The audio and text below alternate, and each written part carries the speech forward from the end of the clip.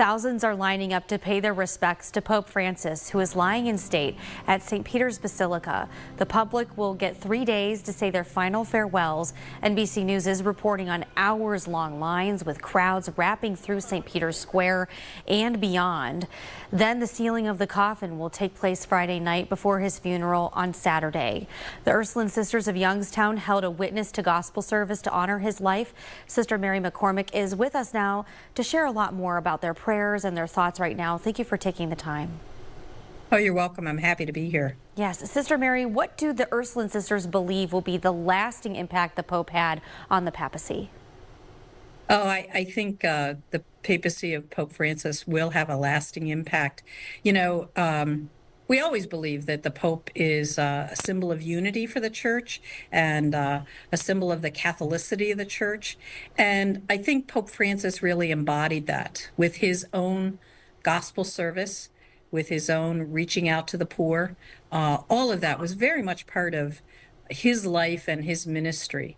And so I do think that'll be the lasting impact. You know, I think particularly his seeking out the sick and the poor, those who are imprisoned, reaching out to members of the lesbian, gay, trans community. All of that's going to have a lasting impact on the Church. And for those who may not know all the details about their duties, what is the role of the Pope within the Catholic Church? Well, the Pope really is this sign of the universality of the Church. You know, Catholicism is a worldwide religion, over 1 billion people throughout the entire globe. And the Pope is the leader of that whole Church. So there is a global unity that the Pope always brings. And I think not only the unity of the Church, but the Church in its great diversity. Again, I think Pope Francis really highlighted that throughout his time.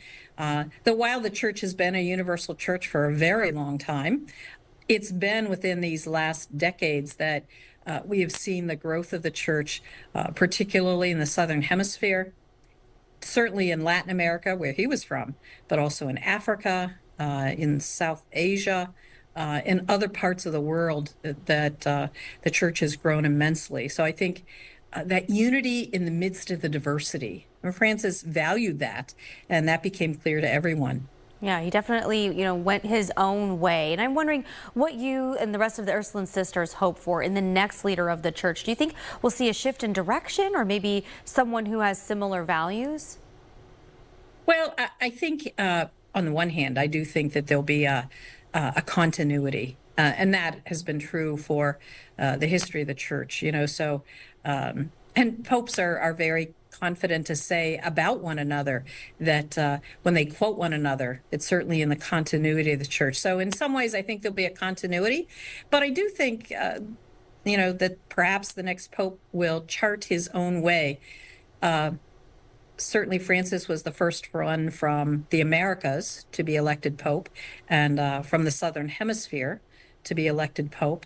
I wouldn't be surprised if we see somebody else who's outside of Western Europe.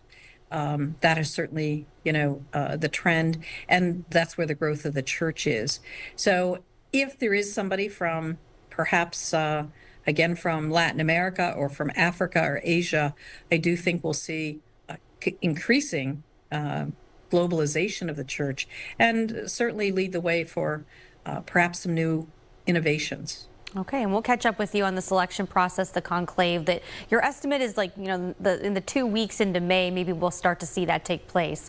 So we'll catch up with you. Probably it'll be a bit after the funeral. So the funeral's this Saturday, and then probably a week, 10 days, 2 weeks after that, the conclave will begin. All right, we'll catch up with you, learn more about the process. A lot of the faithful and onlookers are watching to see how the next steps will take place. I appreciate your time today. Thank you so much.